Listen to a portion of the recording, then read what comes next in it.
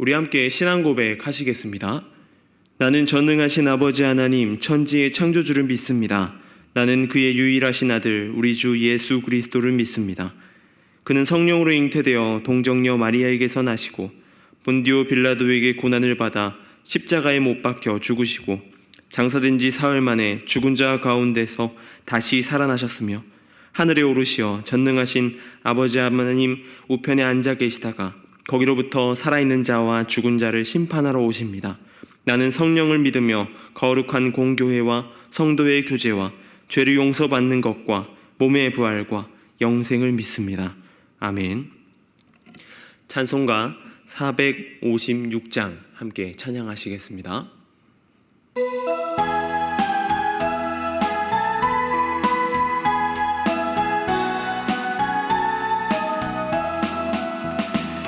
거친 세상에서 실패하거든 그 손못 자국 만져라.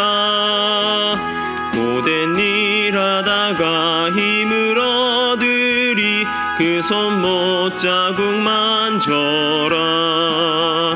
그 손못 자국 만져라. 그 손못 자국 만져라. 주가 널 지키며 인도하시리 그 손못 자국 만져라. 내가 어둠 속을 걸어갈 때에 그 손못 자국 만져라. 주가 참 평안을 내게 주시리 그 손못 자국 만져라. 그 손못 자국 만져라. 그 손못 자국 만져라. 주가 널 지키며 인도하시리 그 손못 자국 만져라. 내가 부활의 주 따라가려면 그 손못 자국 만져라. 내가 주 안에서 길이 살리라 그 손못 자국 만져라. 못 자국 만져라. 그 손못 자국 만져라. 주가 널 지키며 인도하시리 그 손못 자국 만져라. 너의 죄악의 짐 무거울 때에 그 손못 자국 만져라. 마음 문 열고서 주를 모셔라 그 손못 자국 만져라. 그 손못 자국 만져라. 그 손못 자국 만져라. 주가 널 지키며 인도하시리 그 손못 자국 만져라. 아멘. 오늘 우리 함께 볼 말씀은 욥기 33장 8절에서 18절까지의 말씀입니다. 욥기 33장 8절에서 18절까지의 말씀을 제가 봉독해 드리겠습니다. 그대는 실로 내가 듣는 데서 말하였고 나는 그대의 말소리를 들었느니라. 이르기를 나는 깨끗하여 악인이 아니며 순전하고 불의도 없거늘 참으로 하나님이 나에게서 잘못을 찾으시며 나를 자기의 원수로 여기사 내 발에 착고를 채우시고 나의 모든 길을 감시하신다 하였느니라. 내가 그에게 대답하리라. 이 말이 그대가 의롭지 못하니 하나님은 사람보다 크심이니라. 하나님께서 사람의 말에 대답하지 않으신다 하여 어찌 하나님과 논쟁하겠느냐. 하나님은 한 번 말씀하시고 다시 말씀하시되 사람은 관심이 없도다. 사람이 침상에서 졸며 깊이 잠들 때에나 꿈에나 밤의 환상을 볼 때에 그가 사람의 길을 여시고 경고로서 두렵게 하시니 이는 사람에게 그의 행실을 버리게 하려 하심이며 사람이 교만을 막으려 하심이라. 그는 사람의 혼을 구덩이에 빠지지 않게 하시며 그 생명을 칼에 맞아 멸망하지 않게 하시느니라. 아멘. 고통의 순간은 누구에게나 다가오는 일입니다. 그리고 가족을 잃은 고통, 재산이 없어지는 고통, 질병으로 인한 고통, 어떤 외부의 압박으로 인한 고통 등 여러 가지 고통들이 있습니다. 그러나 고통의 상대한 인간의 모습은 다 제각각 나눠지게 됩니다. 자신에 대한 고통을 바라보는 것도 각자 다르지만 다른 사람의 고통을 바라보는 것도 다 다른 모습을 보게 됩니다. 우리가 함께 보는 본문은 욥이 이루 말할 수 없는 고통 가운데 있습니다. 그에게 대하여 욥기 1장은 동방 사람 중에 가장 훌륭한 사람이다 라고 이야기하고 있습니다. 소유물도 굉장히 많았고요. 아들과 딸도 많이 있었고 엄청난 부호였습니다. 그런데 하루아침에 그 모든 것들이 사라져 버렸습니다. 하루는 종들이 죽었습니다. 하늘에서, 그리고 나서 얼마 안 있어서 하늘에서 불이 떨어져 재산이 모두 불타버렸습니다. 그리고 그 소식을 들은 지 얼마 되지 않아서 아들과 딸들이 바람에 흔들리는 집에 무너져 다 죽었다라고 하는 것입니다. 그것만 해도 헤어나올 수 없는 고통의 순간이었습니다. 그런데 여기서 끝나는 것이 아니라 몸의 건강도 잃어버립니다. 발바닥부터 정수리까지 종기가 나서 질그릇으로 벅벅 긁어야지만 그 고통이 사라집니다. 그나마 해결할 수 있는 가려움인 것이죠. 삶이 살아가고 싶어질까요? 그렇지 않을 것 같습니다. 저의 상황이 그렇다고 하면 저는 철저하게 무너져 버리지 않을까라는 생각을 하게 됩니다. 그리고 위로한다고 온 친구들이 자신의 모습에 대하여 위로는 없고 자신을 죄인 취급합니다. 이루 말할 수 없는 끝없는 고통이 만들어진 것 같습니다.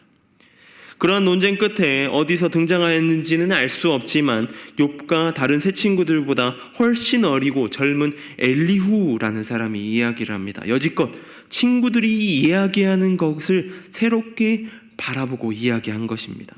오늘은 그 엘리후의 첫 번째 이야기, 고통에 관한 이야기를 나누어 보려고 합니다.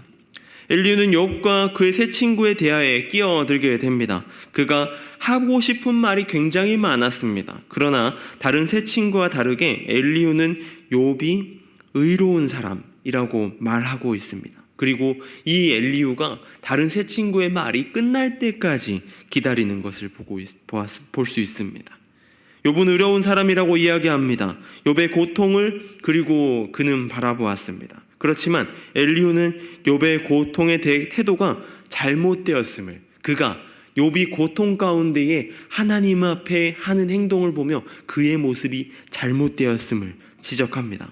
그는 먼저 사람보다 크고 광대하신 하나님을 이야기합니다. 엘리후는 이야기합니다. 사람의 눈으로는 이해할 수 없고 원망스러운 순간만 존재하지만 하나님 안에서는 잘못된 것을 찾을 수 없다라고 말하는 것입니다. 초록 잉크병을 들고 500ml의 생수병에 그것을 넣는다고 생각해 보십시오. 그 생수병은 누가 봐도 이 초록 잉크병이 들어있다고 잉크병에 잉크를 넣었다라고 생각하게 될 것입니다. 수영장에 그 잉크를 부었다라고 생각해 보십시오. 그래도 누군가는 초록색 물이다라고 생각할지 모르겠습니다. 그러나 바다 한중간에서 초록 잉크를 부었다라고 생각해 보십시오. 그렇다고 하여서 이 잉크 한 병을 부었다고 하여서 이 바다 전체가 초록색으로 변하지는 않는 것입니다. 친구들과의 대화 속에 욥의 반응을 보면서 자신이 깨끗하다라고 이야기합니다. 불의도 없다라고 욥은 이야기합니다. 그 모습에 엘리후는 대답합니다. 그 모습에 욥을 질타하는 것입니다. 하나님은 너가 생각하는, 욥이 생각하는 하나님보다 훨씬 크다고 말합니다. 그리고는 욥의 고통에 의해서 새로운 해석을 알려줍니다. 첫 번째는 하나님께서 고통을 통하여서 욥과 대화하기를 원하신다라고 하는 것입니다.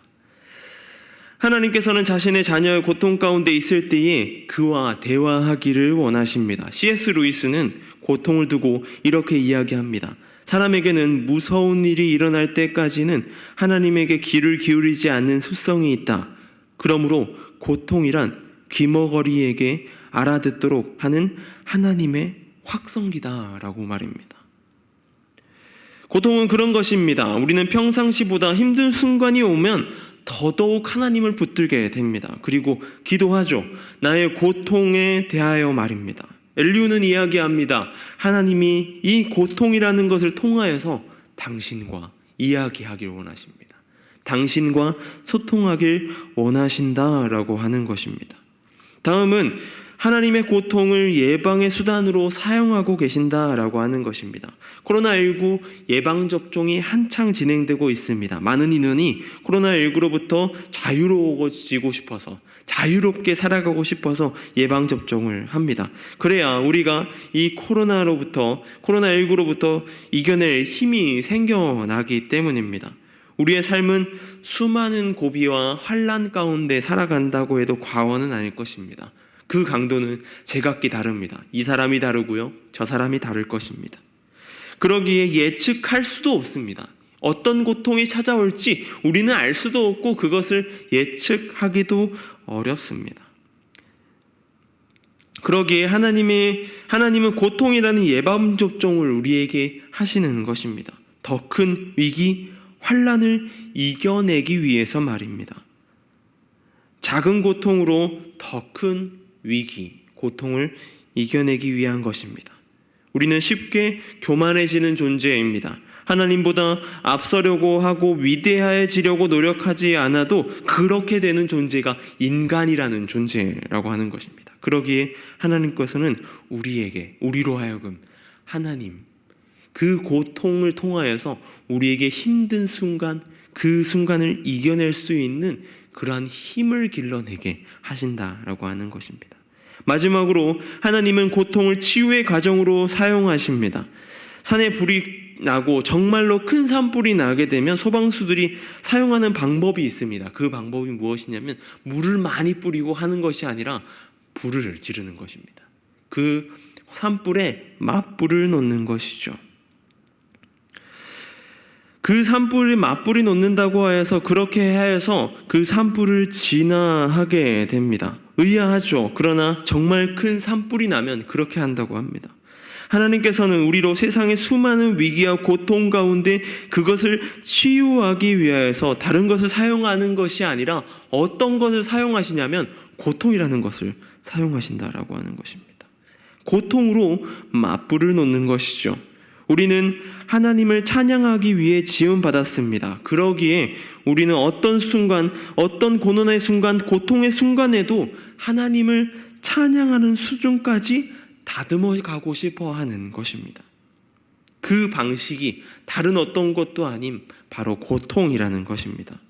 혹시 지금 현재 가운데 고통 가운데 신음하고 계십니까?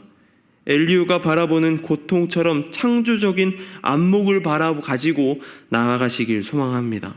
신앙의 뿌리를 두고 하나님의 생각하며 나의 고통을 바라보시길 소망합니다. 그 고통을 통하여서 잃어버리는 것이 아니라 우리의 이 고통 속에서 더 많은 것을 우리가 얻어갈 수 있게 됩니다. 하나님이 여전히 우리의 삶을 인도하고 계십니다. 우리가 고통 가운데 있든지 우리가 신음하고 우리가 즐거움 가운데 있든지 여호와 하나님께서는 우리 삶을 인도하고 계시다라고 하는 것입니다. 그러기에 그 안에서 소망을 찾아가시길 소망합니다. 그 안에서 기쁨을 얻으시길, 힘을 얻으시길 소망합니다. 오늘 하루도 그 소망 가운데 또 그 주시는 힘 가운데 나아가는 저와 여러분 되길 소망합니다. 기도하겠습니다. 하나님 아버지, 우리가 고통 가운데 살아갈 때가 있습니다. 그리고 지금 현재의 삶이 고통 가운데 있을지도 모릅니다. 주님, 이것들을 통하여서 우리에게 무엇을 말씀하시고자 하시는 것입니까? 힘이 듭니다. 어렵습니다. 그 순간 가운데에 주님, 온전히 하나님 앞에 귀 기울이게 하여 주시옵소서. 또한 기도하게 하여 주시옵소서. 하나님과의 대화를 원하시는 그 순간 가운데 우리가 엎드려지게 하여 주시고, 그 고통의 순간을 통하여서 세상에 더 많은 고난과 환난을 이겨나가게 하여 주시옵소서. 온전히 주님과 동행하며 나아가는 부족함 없길 소망합니다. 고통 가운데 있을 때에 그것들을 치유하시는 하나님의 놀라우신 일들을 우리의 눈으로 목도하게 하여 주시옵소서. 주님, 미얀마 땅을 위해 기도합니다. 고통 가운데 있습니다. 절망 가운데 있습니다. 신음함 가운데 있습니다. 주님, 삶이 무너져 버렸습니다. 그들의 삶을 붙들어 주시고 그 땅 가운데 하루속히 하나님의 만져주심, 하나님의 인도하심, 하나님의 치유가 있게 하여 주시옵소서. 그 일로 인하여서 그 땅 가운데 그리스도의 계절이 오길 소망합니다. 그리스도 안에 활짝 피어나길 소망합니다. 주님, 그 땅 가운데 그 선교 사역을 힘쓰고 있는 선교사님들의 건강과 안전을 지켜주시고 나아가는 부족함 없도록 주님 함께하여 주시옵소서. 주님, 그 일들 가운데에 하나님 그 손을 통하여서 놀라운 역사하심으로 함께하여 주시옵소서. 오늘 하루의 삶을 살아갑니다. 그 삶 가운데서 주님, 우리의 삶을 더욱더 강하고 담대하게 이끌어 가실 하나님을 기대합니다. 이 순간을 통하여서, 그 고난의 순간, 고통의 순간을 통하여서 더욱더 성숙되게 하여 주시옵소서. 오늘 하루의 삶이 그러한 삶 되길 소망합니다. 주님, 함께 하시고 붙들어 주시옵소서. 감사합니다. 이 모든 것 우리 주 예수님의 이름으로 기도드립니다. 아멘.